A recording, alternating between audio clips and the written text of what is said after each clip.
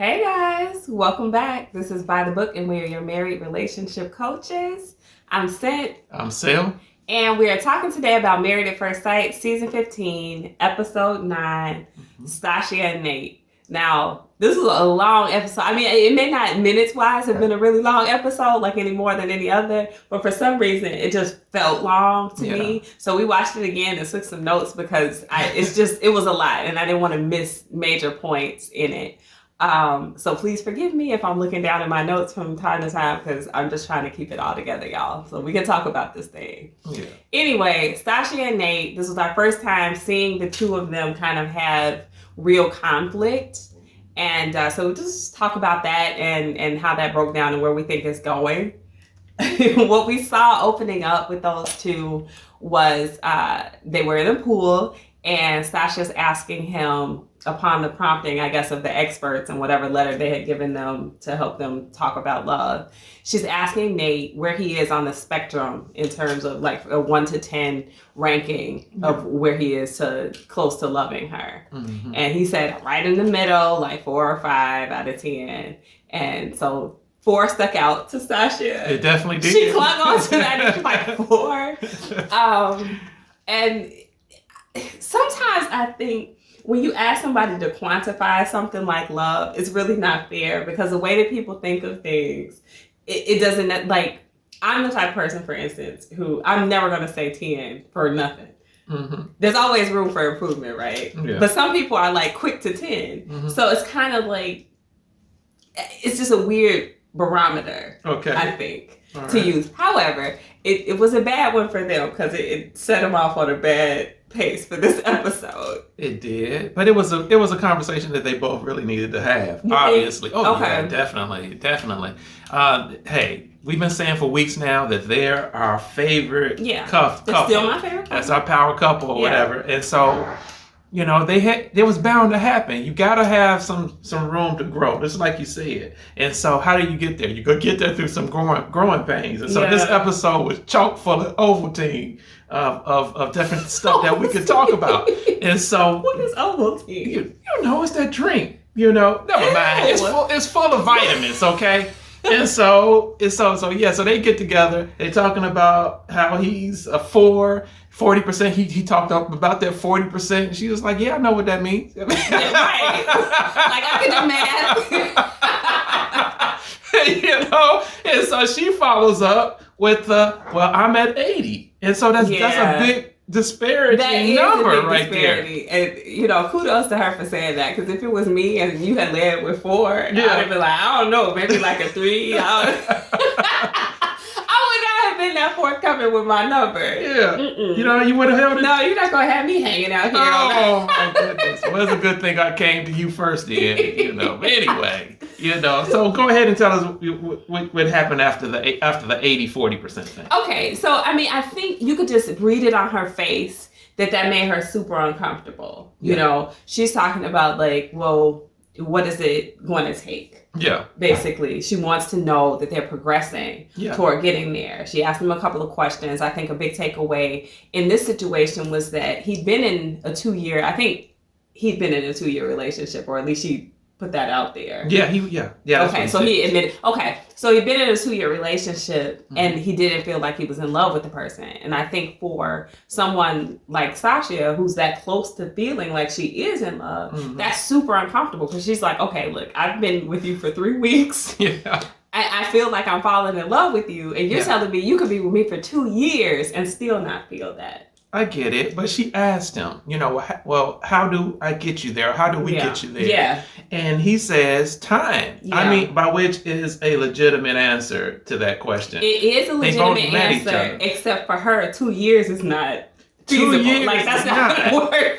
But their situation is different from that situation. So I guess the best way for him to really have explained it to her is to highlight and contrast some of the differences between that relationship and then the one he's in now. I mean, because obviously they're married. They made vows to one another. And so if you in a relationship with the highest commitment, that's automatically sets that other relationship apart. Well, I mean, it does, but they got there oddly. right? True. Like, it's not like they fell in love and then they got married and here we are in some sort of weird position. Yeah. No, they got married. They got the marriage before the love. Yes. And she's trying to figure out, like, when am I going to get this love?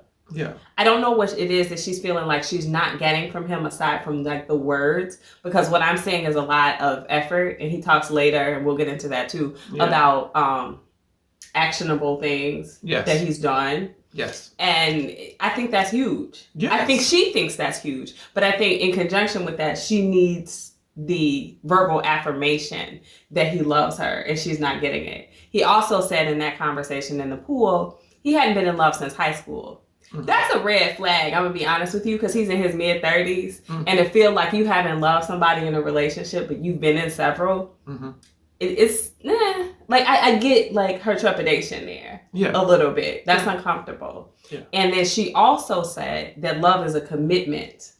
It kind of reminded me, but it kind of reminded me of the argument or the disagreement that Lindy and Miguel had about whether it's a choice or a feeling. Yes. And for her, she's team choice. Yes. Like you choose to be in love with me. She and agrees I think with me. That's tough. And Nate agrees with me because he wants to get there feeling wise. Yeah. He's going through the motions. And not in a negative way, but he's going through the motions that it takes him to get there. But she's not okay with that. No. She's not okay with the time frame. No, well, for one, that 40%, it spoke to her insecurity. Yeah. And you can see that just come on display throughout the whole ordeal and this episode. And so one of the things that I think people kind of forget, I mean, we're really good now as far as being relationship savvy, and we talk about love languages and things of that sort. Yeah. But we forget that there is some core needs that men and women differ on. And so one of the core needs most women are going to want is to feel safe in a relationship. Yeah. And so by him giving that 40% and she's at 80, she didn't feel safe. And she began to kind of, I wouldn't say act out, but definitely try to get him to explain where he's at. Yeah. Yeah. And he's saying, to his credit, like with time, it just comes experiences. Yes. He's like, I mean, and it was kind of lighthearted when he said it, but he's like, you know, I haven't taken you on that many dates. We haven't been drunk together. Yes. You know, I'm surprised they haven't been drunk together, honestly, with the whole honeymoon thing and everything. I'm shocked. But they haven't been drunk together. Sometimes you need to see your significant other when they're under the influence. So I understand. I'm sorry that they had that issue. It seems like you're not. Like, you think that was something that they needed. But, it can take them to an interesting place. I think we talked about either last week or the week before the fact that Nate's going to become frustrated with her kind of having everything her way. True. And it seems like that's bearing out right now. I have to agree with you. She's still wanting to make things be her way. She's like, okay, yeah, you're doing this, but I also want you to say this. I also want you to feel this. Yeah. And doing things is one thing. I can ask you to do a lot of things, but I can't make you feel anything. True. So she's going to have to be patient. Yes, she is. However, I do understand where she's coming from a little bit when insecurity has been kind of provoked, and she's asking him for reassurance, and she says, "Hey, how can we measure this thing? You know, we got to quantify this thing some kind of way so I can know that there's progress. Yeah, you know, because I don't want to be out here all on my own." And that made him feel like you could feel the pushback from him, because he's like, even like love, we're gonna measure like that, because she's like, everything isn't financial. Yeah, but I think it's hard to quantify feelings. It is. So for him, that's like uncharted territory. He's like, what are you talking about? Yes. And that's when we see the scene in the kitchen, right? When they kind of run into that first real conflict. Yeah. Because he took that as her being manipulative. Yes. She was kind of trying to set up these like scenarios.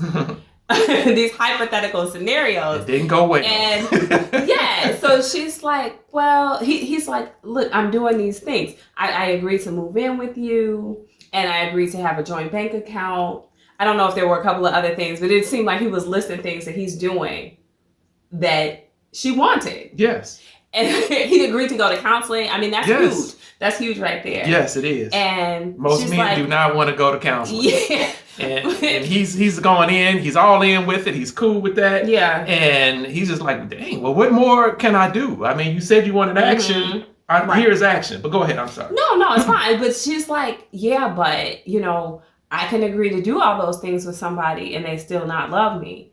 And he's like, well, I feel like you're trying to, what did he say? Get to my intentions. Yes. Mm-hmm. But in you're the doing wrong it way. the wrong way. Yeah. Yeah. And I feel like that's manipulative. Yeah. Do you feel like that was manipulative? It could, you know what? Personally, a little bit, yes. Okay. A little bit, yes. Because again, it was coming from a point of insecurity. It wasn't coming from a standpoint of love. It wasn't coming from a standpoint of faith in their relationship or anything like that. It was coming from, I feel insecure with where we are because I have no idea where your feelings. Well, I do have an idea where your feelings are, but I don't like it, and it doesn't make me feel good. Mm-hmm. And so it hurt. She was trying to get him to say things like, I believe what she was trying to get him to say is, I'm at this for, but within no time, I am going to be exactly where you are. How do you know? Because of everything that we already started together, because of the feelings I feel growing every day. She wanted that type of emotional security that he didn't kind of like, it didn't register with him. Yeah. The way she was speaking to him. And so he took it, like he said, not necessarily as an attack, but definitely as him being inadequate. Yeah, I think he felt like his efforts were diminished. Yes. By her because he wasn't saying and doing the things that she wanted to have him do. Yes. And say at that time. Yes. So I understand both points of view. Mm-hmm. It's just, this is what happens, I think, when you're thrust into a situation. You don't know a person. You don't know how long it takes them to feel certain things, to behave certain ways. You don't know what path they take toward love. Yeah. This is a growing pain for them.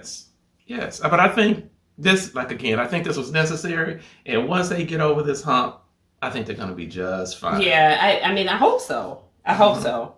So what was the next thing that we saw with them? It wasn't all the way down to the counseling session, was it? I believe it was. Okay. I believe it was. All right, so the counseling session was fun. I think that, what does she call herself? Pia? Dr. P. I don't know if she's a doctor or not, but she may be. She's a psychologist. Yes. I think she was trying out for the opening that was left by Dr. Vivian. And I liked her. Yeah. I did. I liked her in that situation. But I didn't like what happened there, I guess, with Stacia and Nate. And I didn't like it as it took a turn when they went back home. So while they were in front of the therapist, Stacia, true to her, she looked like she really didn't want to open up about it at first. But, they were talking about what feelings were on this feeling wheel. Yes. And she said lonely and isolated and vulnerable and sad. So we really are seeing what that conversation, that 4 out of 10 has brought, out of her. Yes. She's already felt like he's not vulnerable. Yeah. And she talks about the history. Now we're hearing her say things that she said weeks ago, but she hasn't talked to this therapist. So she's kind of summarizing, I think, how things have gone up until this point. Yeah. And of course, Nate is saying, like, I feel like I'm taking these steps. And I guess he feels like misunderstood or underappreciated. Yes, he definitely said, "Hey, that's her opinion." Yeah, and he reiterated the steps that he's been taking. Yeah, and those are legitimate steps. He's not him and hawing around. He's for real. And so, by her not recognizing the steps, seeing the actions as he was saying, he was very put off by that, and he basically said, you know what? It's making me not even want to try. Yeah. And so I kind of felt him on that one because I've been there. I've been there trying to show certain things and it wasn't being seen or acknowledged. As, on the contrary, it was being complained about. And so it just kind of like made me, just like it made him. It made him kind of like give that pushback like, hey, I really need you to kind of like step out of your feelings just for a second and look at this thing from a different point of view, a different perspective or something like that, and give me some credit, because it didn't sound like she was giving him any credit whatsoever. He took it as such. Yeah. That's tough. So they go back home and they're sitting down. His body language is off. He's got like this real like negative like vibe. He was in it going on, and he said like the first thing out of his mouth is like, "I know you can probably tell I'm irritated." Mm-hmm. But I mean, I think the biggest issue that I had with that was he said to her something to the effect of, she went back, or she explained to him that she was going back because she hadn't talked to the therapist about this before. Yes. So she was kind of summarizing, like I just said, she was kind of summarizing where they'd come from. Yes. And he said to her in rebuttal, like, you didn't say this is how you felt. You said this is how you feel. Yes. And present tense. Correct. Now, you might differ in opinion with me on this, but I feel like that's kind of semantics, especially when she explains to him, this is why I summarized it in that way. Yeah. I wasn't trying to say that you weren't making these steps. I do acknowledge what you're doing and what you said there, but I'm trying to tell this therapist, these are the feelings that I had leading up to this point. And then he's like, well, I don't care if it's past or present, if this keeps happening, like I'm not going to try it. Yeah. Essentially. So I took issue with him only on that point because I felt like at this point he was closed off. He really didn't want to hear her points of view here. And I feel like she had a valid point of view, even if he didn't like it. Yes. He could have treated that a little bit differently. No. I don't have a difference of opinion on that. I agree with you. That was an argument of semantics. And I think at that particular point, he was in his feelings, and he, like I said in the beginning, we take a really good look at love languages, but we misunderstand the needs of a man and a woman within a relationship. She needed to feel secure. She needed to feel safe in that relationship at that point. He needed to be trusted. He needed the faith. That's a big thing. He keeps saying that he needs her to trust him. Yes. But this is what's really funny about that, right? What's that? She needs time to trust him. Just like he needs the time to develop. But she's not expressing that. Yes. But that's true. Like, she needs to see that they're okay through this process. Yes. But he's not going to feel that love for her until he connects with her, which is going to take him some time. Yes. So they actually both need the same thing. They're just not expressing it the same way. Hello. Exactly. Honestly, I mean, I do think that they will work that out. Yeah. I think they're going to be okay. I don't think this is to the detriment. But I would like to see them probably sit down one-on-one, maybe with the expert, so that they can dig those things out of them, not in a group setting, because I think that's super uncomfortable for both of them, actually. I totally agree. They do need to kind of like get within some one-on-one counseling, and if or when they go to counseling on their own, I think those are definitely going to be some things that are going to come out. And I also feel, do you remember several episodes ago when she brought up the post-nut, and his first response was, you don't have any faith in your boy. Yeah. And it's still kind of like coming up. It's permeating. A recurring thing. It's a recurring thing. And he needs to feel trusted. But they both need time to develop those two things. They need time. But this is the last thing I'll say about Stacia. She feels like she has it all together, right? Because she goes to counseling and all of this. But she obviously has some unresolved issues that create her insecurity as well. And counseling hasn't resolved that. Maybe it's revealed that for her, but it hasn't changed that for her. Yeah. So that's something that she also should acknowledge and continue to work on as she's talking to him about it, because if that's going to be something that she does repeatedly and he doesn't understand why and he doesn't know how to address it, that will be to the detriment of them. I totally agree. And I also want to piggyback off of something you said earlier, when you said that she's been pretty much in control of this relationship so far. And she's obviously a strong woman. She's making her way. She's making her own money, a lot of money at that. Yeah. And so I think she's been able to kind of call the shots with a lot of things in her life. And so you and I discussed a few videos ago that's her having control 100% of the time is not going to be successful long term in this relationship. And she's going to have to kind of like figure out how to partner with him, how to talk with him, how to get out of him what she's looking to get out of him without provoking him at the same time. And now the last thing I'll say about both of them together is I can appreciate their argument styles. We didn't see anybody get disrespectful. No. We didn't see a change of voice, like raising your voice, yelling, no swearing, no flipping over tables. We didn't have like a Michaela moment or anything. Why'd you have to bring Michaela in this? We were having a good conversation. And why you got to bring that one in there? I'm just saying, no, I want to commend them both on that because I think that's key, especially in a new relationship, to not like fly off the handle, because that would have really, like, could you imagine if she did respond like, hey, like he probably really would have been run off by that. Yes. So it was key, even though she, in her little confessional, was like, oh, I'm cursing in my head and I'm mad, but she was composed.